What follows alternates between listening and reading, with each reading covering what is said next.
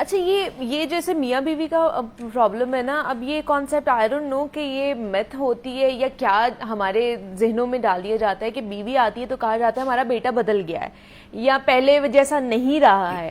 یہ کیا خلوص کم ہو جاتا ہے، پیار کم ہو جاتا ہے، رسپانسبلٹیز بڑھ جاتی ہیں، اس کی وجہ سے یہ ایک کہہ لیں کہ بیہیویئر شو ہو رہا ہوتا ہے، یا بس یہ ہمارے دماغوں کی گیم ہے؟ دیکھیے نا منیبا، ایک پانی آ رہا ہے، اس کے آگے 5 راستے ہیں، وہ 5 میں پانی جا رہا ہے. اب آپ ایک چھٹی نہر کھود دیں گے تو ڈیفینیٹلی ان 5 میں کچھ پانی کم ہو کے چھٹی میں جائے گا نا. ایک گھر میں 6 لوگ رہتے ہیں، ایک بیوی آتی ہے.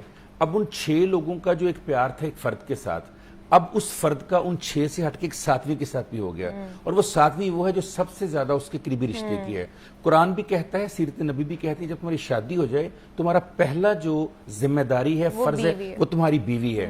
اب اگر میں آیا ہوں گھر اور میں اپنی والدہ کو پہلے آدھا گھنٹہ دیتا تھا، اب میں 10 منٹ دے کے 20 منٹ وائف کو دے رہا ہوں، تو یہ میرے اوپر فرض ہے.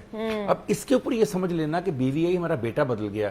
اس میں سب سے بڑا پرابلم تربیت کا ہے. اچھا، ہم گھروں میں پہلے تربیت کرتی تھی، ہماری دادیاں ہماری نانیاں وہ ہمیں بتا، بلکہ وہ ہمیں کہا کرتی تھی کہ بیٹا تم نے مجھے سلام لے لیا، اب اپنی بیوی کے پاس جاؤ، اس کی بات سنو، اس کے پاس بیٹھو، اس کو حوصلہ دو.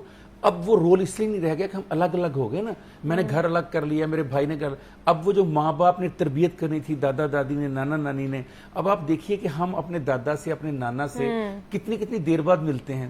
اس وقت جب ہم چھوٹے تھے تو ہم ہر عید پہ، ہم شبرات پہ، محرم پہ ہم وہاں جاتے تھے، ٹریننگ ہوتی تھی. ٹریننگ ہی ختم ہوگی جو بچوں کو بتائے، جو بچیوں کو بتائے. بچیوں کو ان کی نانیاں اور دادیاں بتاتی تھیں، بیٹا جب ہسبینڈ آئے تم نے بھاگ کے پانی لے کر آنا ہے، اس کے جوتے تبدیل کرانے ہیں، کپڑے دینے ہیں، ٹاول دینا ہے، گرم ٹھنڈے پانی کا خیال رکھنا ہے. کیا آج ان کو یہ بتانے والا کوئی ہے؟ تو اس وجہ سے تبدیلی آئی ہے جو آپ نے کہا. مگر یہ کہنا کہ بیوی کے آنے سے بیٹا بالکل بدل گیا، ایسا نہیں ہوتا. آپ اس بیٹے کو دوبارہ واپس لا سکتے ہیں. کیسے؟ کہ آپ اس سے بیٹھ کر اجتماع کریں، اس میں بتائیں کہ ہم نے اپنے گھر کو کیسے چلانا ہے. کوئی آپ گول تو بتائیں، کوئی آبجیکٹو تو بتائیں. جب آپ نے یہ سوچ لیا اور دل میں بٹھا لیا کہ یہ بدل گیا، اور آپ اس سے پہلے بدل جاتے ہیں، آپ کہتے ہیں اچھا اگر تم ادھر جاؤ گے تو پھر کل، پھر یہ دیکھیے کتنی بڑی دکھ کی بات ہے کہ میں چاہتا ہوں کہ میری ماں کا تو بڑا احترام ہو، میرے بچوں کی ماں کا احترام نہ ہو.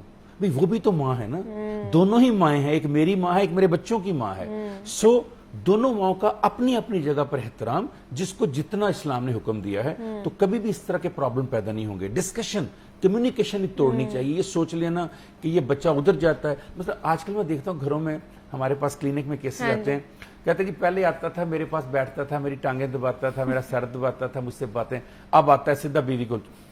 میں نے ان سے کہا کہ آپ کیا توقع کرتے ہیں کہ وہ اب بھی آدھا گھنٹہ آپ کے پاس بیٹھے، اور وہ بیوی جو صبح اس کو بھیج کے اس کا انتظار کریے، اپنے گھر والوں کو، ماں باپ کو، بہن بھائیوں کو، سہیلیوں کو، سکھیوں کو چھوڑ کر اس گھر میں آئی ہے، اس کو آپ چاہتے ہیں کہ وہ ایک آئسولیٹ ہو جائے، وہ ایک غلام بن جائے، کنیز بن جائے، کھانے دے آپ کو بنا کر، صفائیاں کرے آپ کی، اور بس انتظار کرتی رہے کب میرا ہسبینڈ آئے.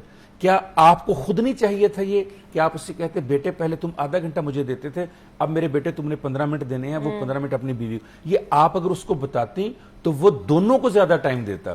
جب آپ نے مقابلہ شروع کر دیا تو آپ نے گھر کی فضا کو خود خراب کیا. اب کچھ بچے ایسے ہوتے ہیں جو سمجھتے ہیں کہ ماں نے کہہ دیا ہے اب بیوی کا ختم ہو گیا. کچھ کہتے ہیں بیوی آ گئی ہے ماں کا ختم ہو گیا. دیکھو میری بات، جتنے بھی رشتے ہیں، بہن ہے، بھائی ہے، بیوی، ان کا اپنی اپنی جگہ پر رول ہے، ان کا اپنا اپنا ایک اثرات ہیں، ان کی اپنی اپنی ترجیحات ہیں. اس کے مطابق رشتوں کو آپ لے کر چلیں، کبھی بھی آپ کو پرابلم نہیں ہوگی. اور یہ تبھی آتا ہے نا جب خلوص ہو، پیار، محبت، یہ ساری چیزیں ہو، آپ تبھی ایک دوسرے کو اچھے طریقے سے کمیونیکیٹ کر سکتے ہیں نا، ورنہ تو نہیں کر سکتے ہیں. لاسٹلی مجھے بتائیں، کیونکہ پیسے کی دوڑ میں ہم بہت زیادہ ہو چکے ہیں، مصروف ہو چکے ہیں ہماری زندگی اس میں، تو کن معاملات میں ہمیں پیسے کو ترجیح نہیں دینی چاہیے؟ جیسے میں نے ابھی کہا کہ وہ رشتے جن کا کوئی نیم البدل نہیں ہے. اچھا، مثلا کتنا کا پیسہ ہو منیبا کے پاس کہ وہ ایک ماں خرید سکتی ہے، باپ خرید سکتی ہے، بھائی خرید سکتی ہے، بہن خرید سکتی ہے، بیٹا خرید سکتی ہے، بیٹی. اگر تو رشتے پیسوں سے خریدے جا سکتے ہیں تو ہونے چاہیے. اگر منیبا نہیں خریدے جا سکتے تو کبھی بھی رشتوں کی قربانی دے کر پیسہ مت کمائیے. کبھی بھی کوالٹی ٹائم کو سیکریفائس کر کے پیسہ. اچھا پیسہ کماتے کیوں ہیں منیبا؟ یہ دیکھنا پیسہ کماتے کیوں ہیں. پیسہ ہم کماتے ہیں کہ اچھی زندگی گزاریں، یہی ہے نا، آسائش کی زندگی. مجھے فکر نہ ہو کل روٹی پکے گی نہیں پکے گی، مجھے فکر نہ ہو کہ میں نے گرمی میں جانا ہے اے سی والی گاڑی ہوگی کہ نہیں ہوگی.